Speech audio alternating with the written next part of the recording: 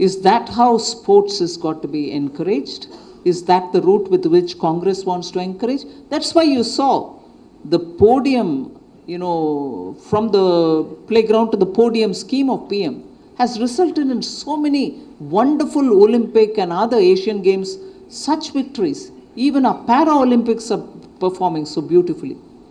So we need to see what is the approach Congress takes, whether it is sports or whether in their hatred for PM. This is another classic example. Madam, నా పేరు Srinivas V6.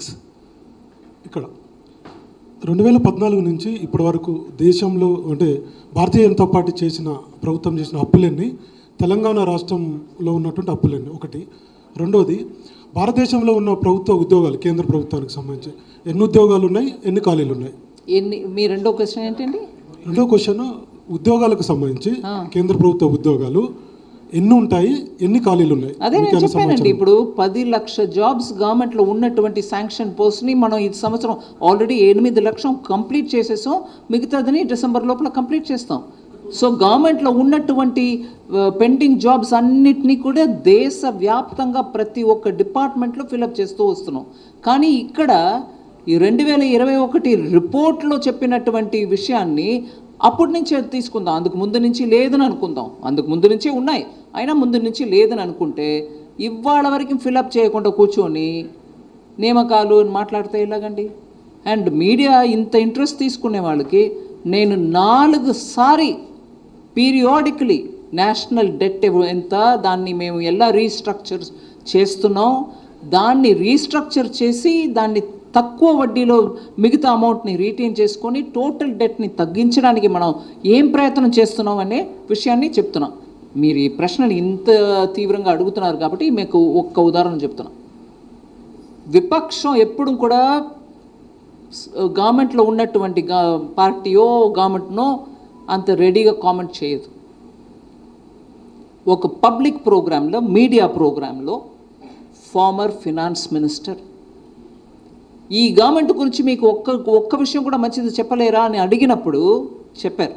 కేంద్ర ప్రభుత్వం గురించి వీళ్ళు debt management, వీళ్ళు fiscal management చక్కగా చేస్తున్నారని ఎప్పుడూ క్రిటికల్గా ఉన్నటువంటి విపక్ష పార్టీ, అది కూడా ఫినాన్స్ మినిస్టర్గా ఉన్నటువంటి ఒక వ్యక్తి ఓపెన్గా కామెంట్ చేశారు.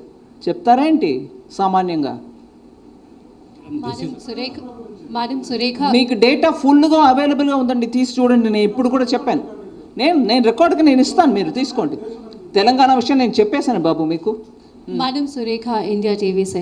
मैम मेरे 2 सवाल है। एक तो फ्रीबीज़ को लेकर जिस तरीके से हम देख रहे हैं कि विपक्षी पार्टियां फ्रीबीज़ खासकर मैनिफेस्टो में लेकर आ रही है, बीजेपी की तरफ से इतने फ्रीबीज़ के मतलब कैसा लगता है आपको जब आप फ्रीबीज़ की तरफ अगर लोग आकर्षित हो रहे हैं तो खासकर सरकार पर या फिर आगे आने वाले जो भी सरकार बनेगी उस पर कितना प्रेशर पड़ सकता है?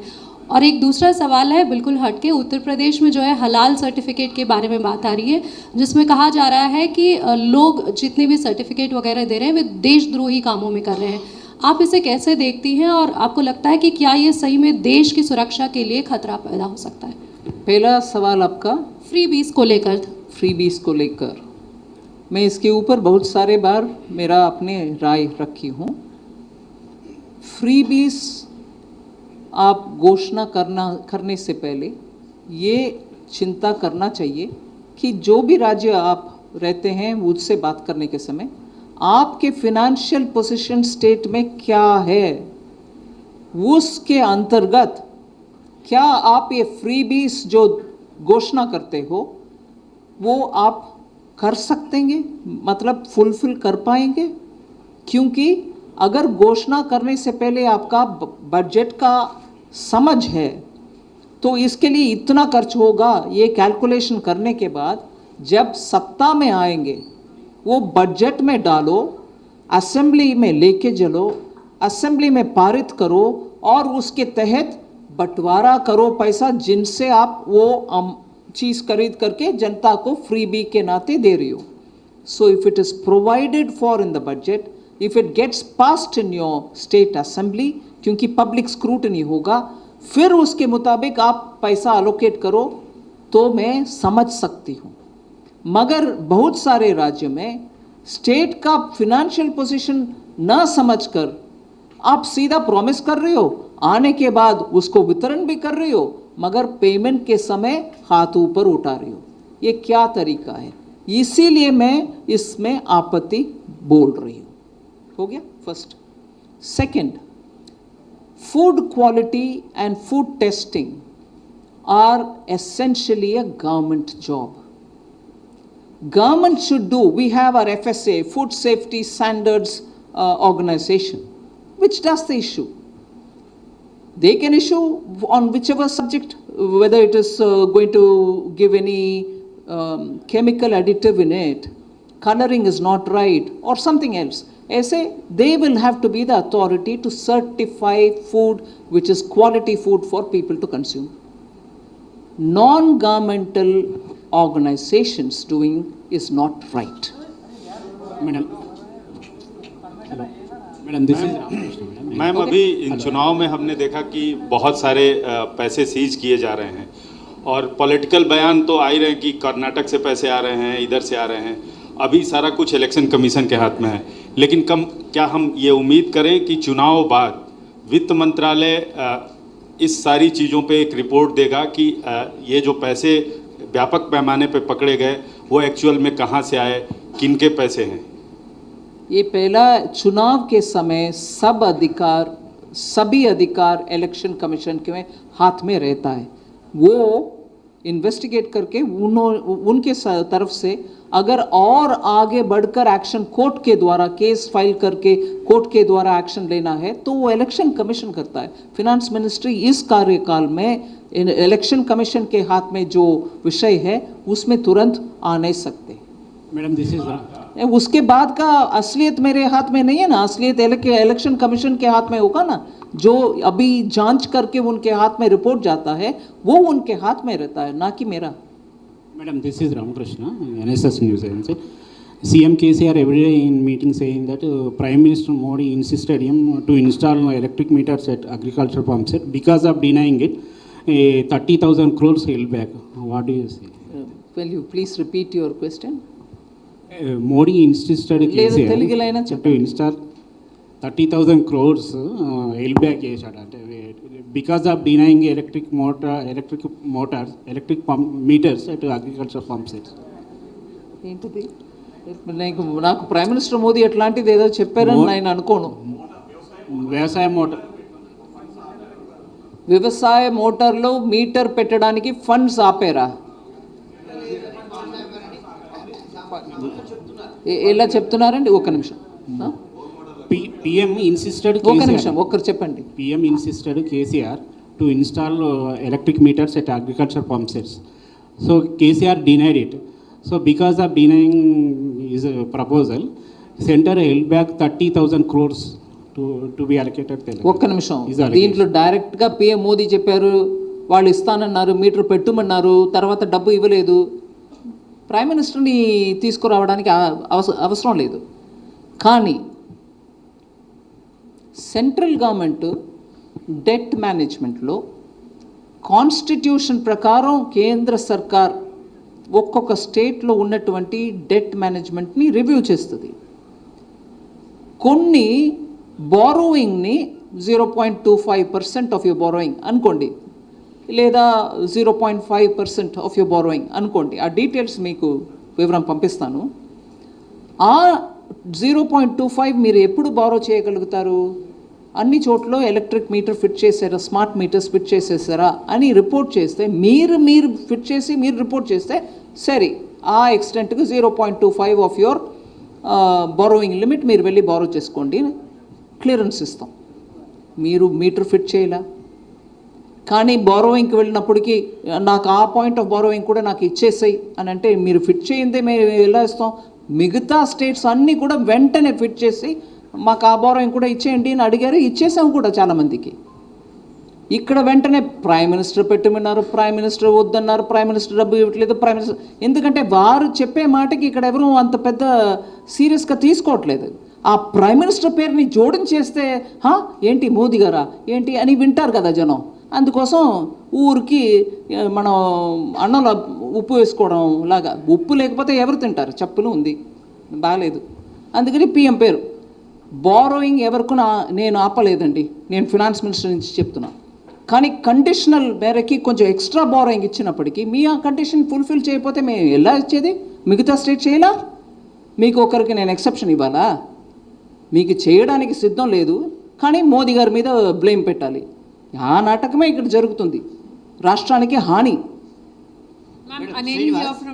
One minute. Srinivas madam, city vision live. ఆయన బీఆర్ఎస్గా మార్చుకున్నాడు టీఆర్ఎస్ను, కానీ మళ్ళీ ఇప్పుడు జుట్టు ఢిల్లీ చేతిలో పెట్టొద్దు, మన జుట్టు మాకే ఓటేయాలి అని చెప్పుకుంటున్నారు.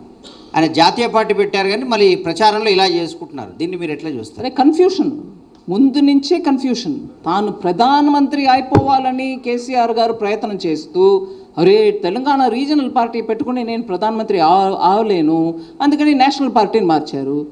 ఇప్పుడు ఏమైపోయింది? దాంట్లో ఒక్క అడుగు ముందు పెట్టలేకపోతున్నారు, ఎవరూ ఒప్పుకోవడం లేదు.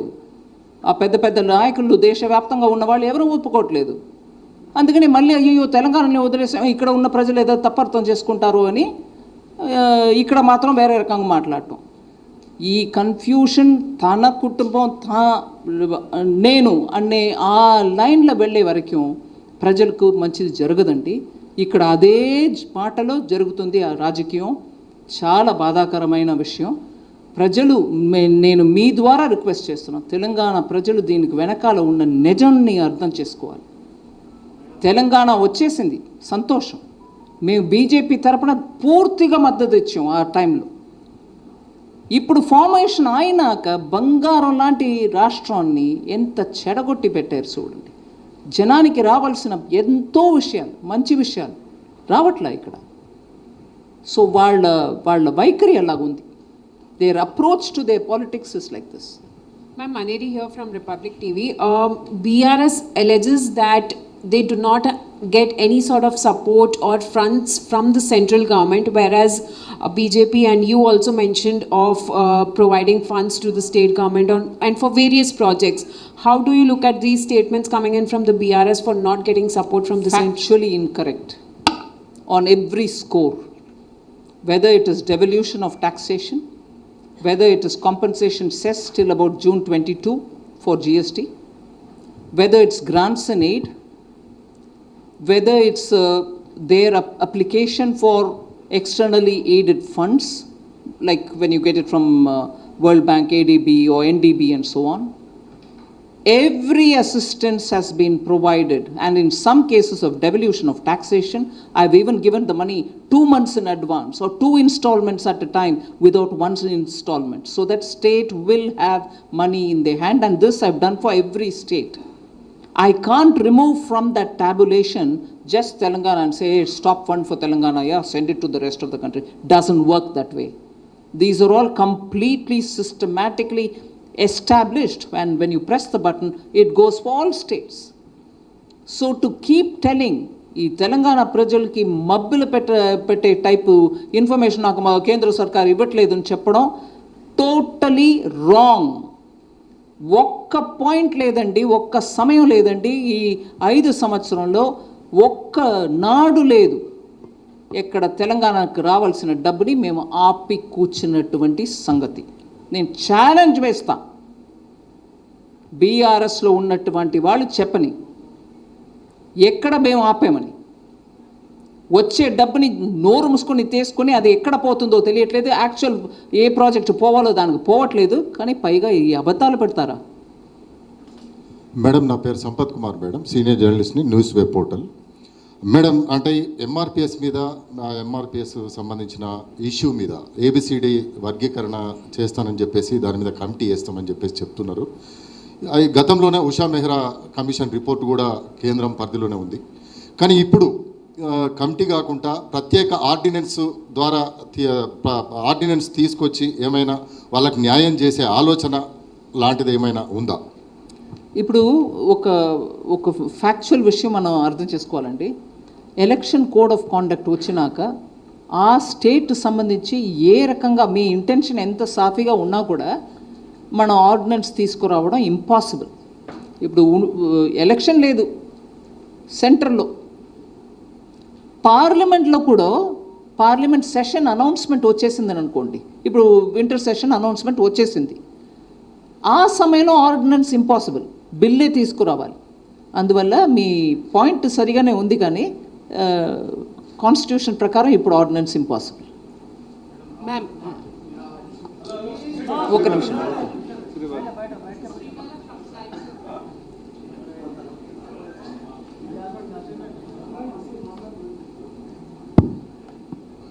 Ma'am, this is Sribala from Times of India, ma'am. I have a question on freebies, though you spoke elaborately about freebies. You seem to say that, budget feasibility is one concern when a state or a government or any party decides to announce freebies. Is there any broader definition on what constitutes a freebie? How does the finance sector sees, or as a government you see that? What is a freebie? No, is there any particular definition? What can be called as a freebie? No. If you're looking at items which I list out saying if you give it for so and so it is a freebie, whereas if you do it here it is right. No, I'm not getting into that.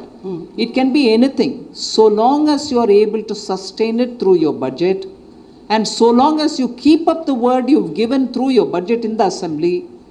Like I'll give you an example of number of states. I'm not naming any one. Number of states which have given at least part free electricity to farmers, but they didn't pay, meaning they gave free electricity to the farmers, but where they should produce, meaning where they should pay, for instance the GenCos, generating company, electricity generating companies, they produce electricity, supply to the DISCOMs, the distribution companies, and they then give the free whatever to whoever section.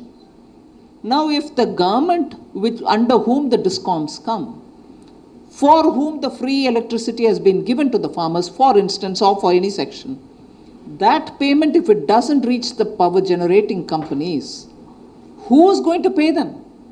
And repeatedly, if payments are pending over the years, electricity being such a critical item of daily use, can the GenCo say, I'm stopping the supply to any one state without risking, "Arey dekho, Modi ne bijli band kar diya." You don't pay over the years, and the GenCo will have to keep supplying to you. Who pays them? See how it hurts. The promise was given by somebody. The power generating companies are under somebody else's budget. They take the hit, and you are getting the votes for the false promise given. Pay the GenCo, be graceful in the promise that you've given, and go to the public. Those are the kind of situations we'll have to understand, ma'am. There is no point in us debating, saying, "Arey bijli diya to freebie hai, Modi jab chawal dete hain wo freebie nahi hai." बिल्कुल आपके food security के act के तहत जा रहा है चावल, गेहूं. ये बिजली का कौन सा एक्ट है भाई? उदाहरण ले रही हूँ बस. Ma'am, I have another question pertaining to Telangana only. I'll just come back to you. There was somebody who was asking a question there. Sorry? No, you're talking, you're a journalist? Okay, fine. Sorry, okay.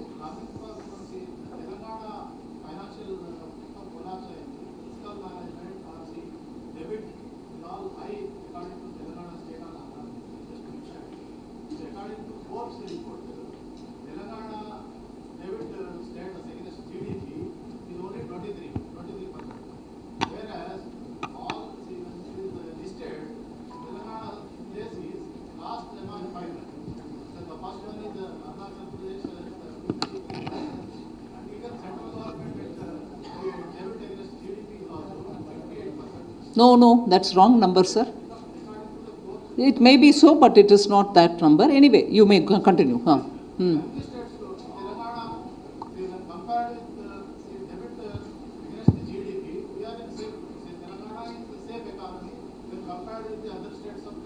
Very మంచిదండి. If they are safe, that's fine. నేను అన్నా అనేది factual చెప్తున్నా. ఇప్పుడు మీరు ఉదాహరణకి తీసుకున్నారు అరుణాచల్ ప్రదేశ్. నేను అందుకే మొదట్లో స్టార్ట్ చేసినప్పుడే చెప్పాను హైదరాబాదు. ఉండండి, మీరు ఎంతైనా లిస్ట్ చెప్పండి, నాకు పర్వాలేదు. జవాబు నేను చెప్తున్నా, వినండి. మిమ్మల్ని నేను ప్రూఫ్ అడగల. మీరు నిజంగానే చెప్తున్నారేమో. ఉదాహరణ తీసుకున్నారు అరుణాచల్ ప్రదేశ్.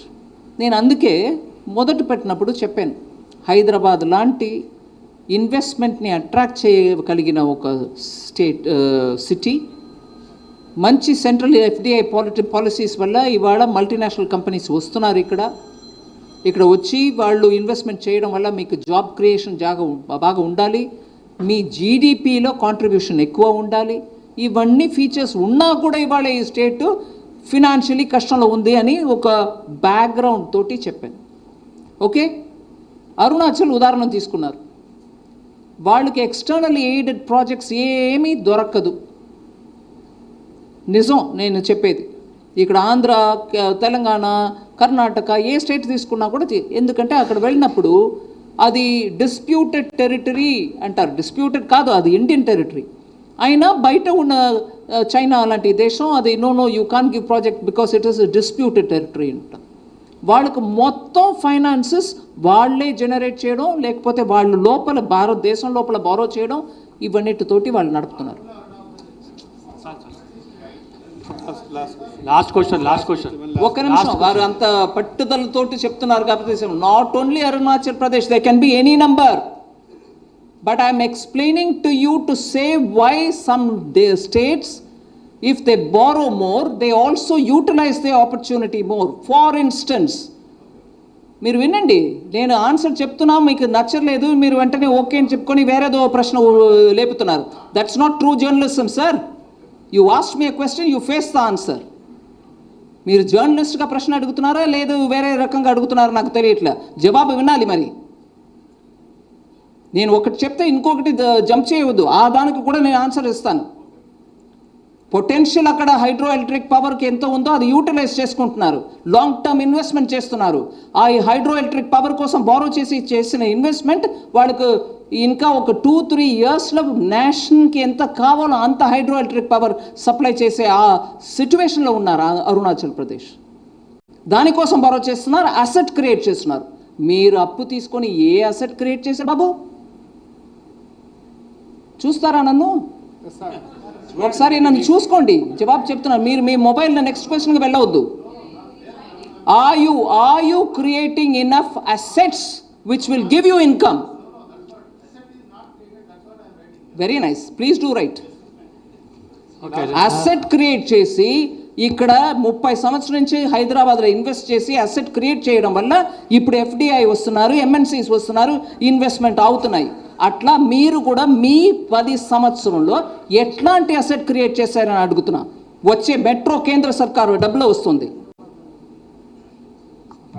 మాటకి చెప్తున్నా, ప్రతి ఒక్కటికి జవాబు చెప్పాలంటే చెప్తానండి. ఊరికే కాదు, ఇక్కడ సెంటిమెంట్ పెట్టుకుని మేమే తెలంగాణ తెప్పించామని చెప్పుకుని ఎప్పుడు మేమే సత్తాలో ఉంటామనే మాట కాదు. ఇక్కడ ప్రజలు ఆలోచిస్తున్నారు. మీ దగ్గర ఉన్న ఒక్క ప్రాజెక్ట్ కాళేశ్వరం చేయలేకపోతున్నారు. ఓకే, మీరు అడగండి. ఆయన అప్పటి నుంచి ప్రశ్న అడగండి. మైక్ అక్కడ ఇవ్వండి, మీ దగ్గర వస్తాను మళ్ళీ. ఆయన అప్పటి నుంచి చేయాలి.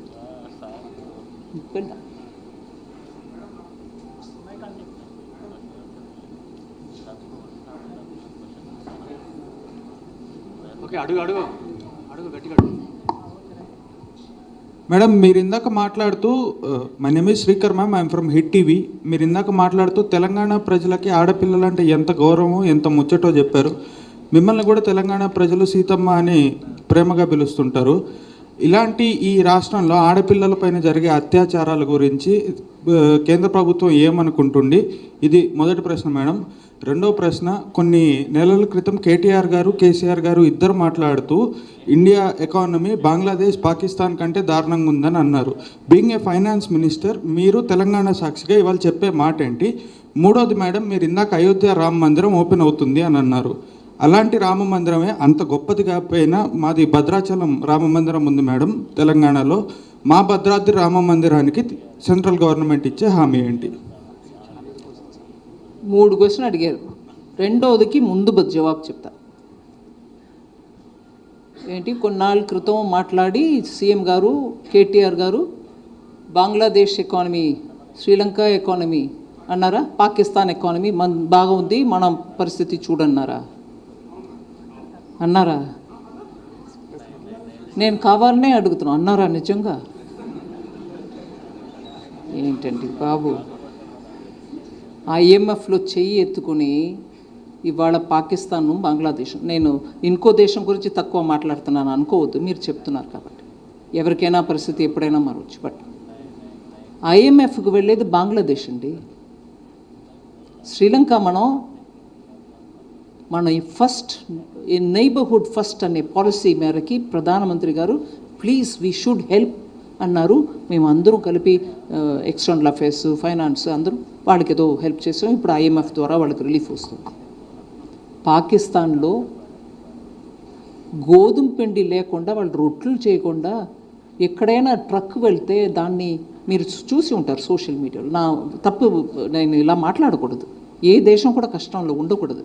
బట్ చెప్తున్నా, మీరు ప్రశ్నలు అవన్నీ కంట్లో పట్టలేదండి కేటీఆర్ గారికి? నాకు డిస్బిలీఫ్లో ఉన్నాం. అట్లాంటి మాట వారు చెప్పారా? ఎక్కడ వాళ్ళ ఇంట్లో నుంచి బయట వస్తున్నారా? ఫోన్ చూస్తున్నారా? న్యూస్ పేపర్ చూస్తున్నారా? టీవీ చూస్తున్నారా? ఈ దేశంలో ఉన్నటువంటి పరిస్థితి ఏంటి? ఇవాళ మన పరిస్థితి ఏంటి? ఇవాళ మనం మాట్లాడాము పెట్రోల్, డీజిల్ గురించి మాట్లాడాము. 360 రూపాయలు దాటిపోయిందండి పాకిస్తాన్లో పెట్రోల్, వాళ్ళ రూపాయ. మెడిసిన్, పెట్రోల్, డీజిల్, పాల్ పౌడర్ మనం పంపించాం శ్రీలంకకి. ఇంతకంటే జవాబు చెప్పాలండి దానికి? మిగతా 1 and 2, 1 and 3 అవును. అదే ఇప్పుడు లక్ష్మి, లాడ్లీ లక్ష్మి లాగా ఇక్కడ 2 లక్షల రూపాయలు పుట్టిన వెంటనే ఇస్తామని చెప్తున్నాం. SHGకి 1% లోన్ ఇస్తున్నాం అంటున్నాం, మహిళలకి కదండి. అలాగే రిజర్వేషన్ బిల్లు తీసుకొచ్చింది మేము. ఈ జాబ్స్ల మహిళలు, PM ముద్రా స్కీమ్లో 60% లోన్ బెనిఫిషియరీ మహిళలు. ఇప్పుడు విశ్వకర్మ యోజన వస్తుంది. అలాగే PM స్వనిధి, స్ట్రీట్ వెండర్స్, దాంట్లో మహిళలు చిన్న చిన్న పువ్వుల వ్యాపారం, పళ్ళు వ్యాపారం చేసే వాళ్ళకు దొరుకుతుంది. సో మా గవర్నమెంట్ ద్వారా, పర్టికులర్లీ PM మోదీ ద్వారా మహిళలకు ఎప్పుడు కూడా బేటీ బచావ్ బేటీ పడావ్ కార్యక్రమం, ఆర్మీలో డైరెక్ట్ రిక్రూట్మెంట్ మహిళలకు చేసింది మోదీ గారండి.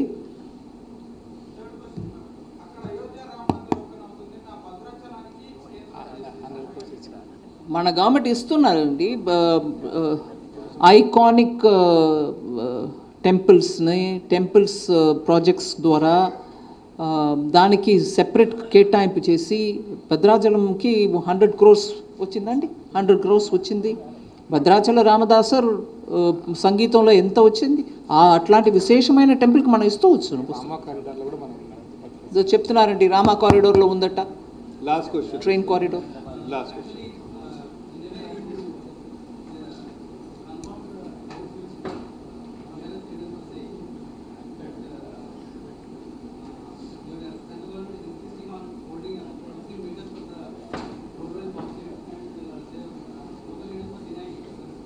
No, if you don't want it, you don't do it. We are not compelling you. ఒక్క నిమిషం అది అర్థం చేసుకోవాలండి.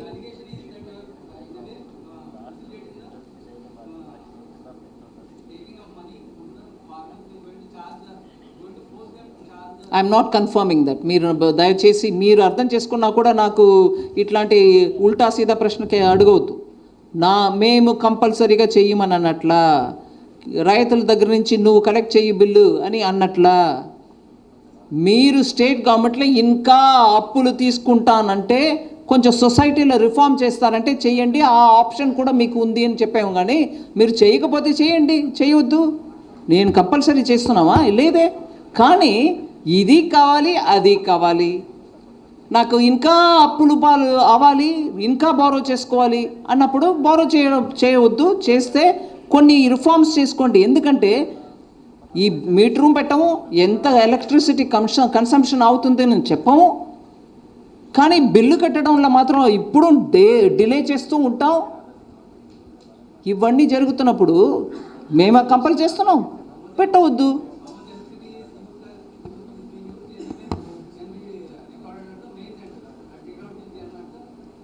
Don't hear. It is recorded in your house or it is recorded in CM's house. How does it bother me? I'm not imposing it on you. So don't. But you want to borrow more in some way or the other, beating your own FRBM. మీరు తిరిగి నేను చెప్పేదని విన్నట్లే, వారిలాగా మీకు కూడా అదే జబ్బు. ప్రశ్న అడిగేసాను, జవాబు చెప్తారు, నేను ఇంకో ప్రశ్నకు వెళ్ళిపోతాను అనేది కాదండి. You are listening much before I completed, you're moving on to the other question. Listen to me. There is no compulsion that meters will have to be put in the farmers, whatever, bore wells. Stop. End of the matter. ఎక్కడ వచ్చింది borrow చేయడానికి మోదీ గారు ఇప్పించట్లేదు అధికారం అనేది? పెట్టవద్దు metre, డబ్బు వద్దు, కానీ నువ్వు బోరే కూడా ఇంకా చేసుకోవాలంటే ఏంటి? ఇది కావాలి అది కావాలి, కానీ మోదీ ఏంటది? Okay, thank you very much. Thank you అండి. Thank you very much.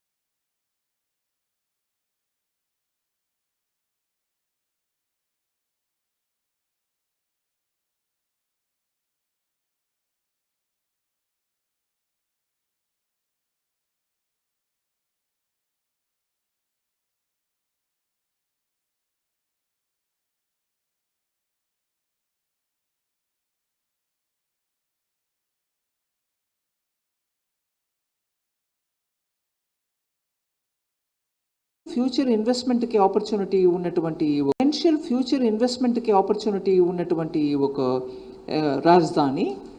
3, ఇక్కడ ఉన్నటువంటి యువకులు మంచి ఇంజనీరింగ్ క్వాలిఫికేషన్, మిగతా అన్ని స్కిల్స్ తోటి ఇండస్ట్రీకి అట్రాక్టివ్గా ఉన్నటువంటి ఎంప్లాయ్మెంట్ ఆపర్చునిటీకి ఫీడ్ చేయడం వీలవుతున్నట్టు యువకులు ఉన్నారు. ఇట్లాంటి 3 మంచి ఫీచర్స్ తోటి పుట్టిన ఒక రాష్ట్రం ఇవాళ రెవెన్యూ డెఫిసిట్గా ఉంది, ఫుల్లీ లోడెడ్ విత్ డెట్గా ఉంది, రుణపడి ఉంది. అండ్ ఆ డెట్ ఎట్లాగా ఉంది, అది ఫిస్కల్ మేనేజ్మెంట్ ఎట్లా ఉంది? అసలు ఫిస్కల్ మేనేజ్మెంట్ ఇప్పుడు మీరు వెంటనే సెంట్రల్ గవర్నమెంట్ గురించి అడగవచ్చు. మీరు కూడా 2020లో కోవిడ్ టైంలో లోన్ తీసుకున్నారు, దాన్ని మీరు కూడా జీడిపిలో క్యాల్కులేట్ చూస్తే డెట్ టు జీడిపి రేషియో అది కింద వచ్చింది. మాది ఫిస్కల్ డెఫిసిట్ని కేర్ఫుల్గా మేనేజ్ చేసుకొస్తున్నాం కాబట్టి ఆ డెఫిసిట్ తక్కువ అవుతుంది. ఇవన్నిట్లో భాగంగా ఎకానమీని కేర్ఫుల్గా మేనేజ్ చేసి అది ఉల్లిపాయ, టొమాటో, ఎడిబుల్ ఆయిల్ ఇంపోర్ట్ చేయాలంటే ఇంపోర్ట్ చేస్తున్నాం, అందువల్ల ఇన్ఫ్లేషను కంట్రోల్లో పెడుతున్నాం. ఇప్పుడు ఆ 3 ఇండికేటర్స్ మీద చూడండి Telangana government revenue surplus, potential Hyderabad, potential youth ఇన్ని ఉన్నా కూడా తన్నోட డెట్ మేనేజ్మెంట్లో చాలా పువర్. అరే మ్యాక్రో ఎకనామిక్ విషయాలు మీరు మాట్లాడి వెళ్ళొద్దు, ఇది స్టేట్ అసెంబ్లీ ఎలక్షన్ అని అంటే కూడా నేను చెప్తున్నా, రాబోయే తరాల మీద ఇంత బర్డన్ పెట్టేట్టు ఒక 10 సంవత్సరం గడిచిపోయినాక నెక్స్ట్ టర్మ్లో ఏం చేస్తారో అనే ఒక భయం మన మనసులో వస్తుంది. ఎందుకంటే మీరు ఆ ఫిస్కల్ మేనేజ్మెంట్లో ఇంత పూర్గా ఉన్నారు. సరే మీ పెట్ ప్రాజెక్ట్ కాళేశ్వరం, దాంట్లో cost of capital, cost of investment ముందు ఒక కాస్ట్, ప్రాజెక్ట్ కాస్ట్ ఇంత ఉండిందనంటే అది 3 టైమ్స్ ఇంక్రీస్ అయ్యి 1.26 lakh crores ఏదో వెళ్ళిపోయింది. ఆ మేనేజ్మెంట్ సరిగా లేదు. సరే అక్కడ కాస్ట్ ఇంక్రీస్ అయిపోయిందని అనుకొని వదిలేస్తే క్వాలిటీ ఆఫ్ కన్స్ట్రక్షన్ ఎంత దారుణం అంటే ఒక పిల్లర్ కూలిపోయి పైన ఉన్న రోడ్డు పైన కింద అయిపోయింది. ఇదే కనుక ఇంకా ఒక పిల్లరు దేవుడి దయ వల్ల అట్లాంటిది ఆవద్దు, ఇంకో ఒక పిల్లర్ కూలిందనంటే ఫ్లడ్డింగ్కి పాసిబిలిటీ ఉంటుంది. ఒక మేజర్ డ్యామ్ కన్స్ట్రక్షన్కి మన కేంద్ర సర్కార్ డబ్బు ఇవ్వట్లేదు అని చెప్పి కంప్లైంట్ చేసే ఆల్రెడీ సెంట్రల్ గవర్నమెంట్ ద్వారా ఎక్స్టర్నల్ బారోయింగ్ ద్వారా ఆల్రెడీ డబ్బు కొంచెం తీసుకొచ్చేసారు. అట్లాంటి ప్రాజెక్ట్ కూడా మీరు కంప్లీట్ చేయలేదు ఈ 10 సంవత్సరాల్లో.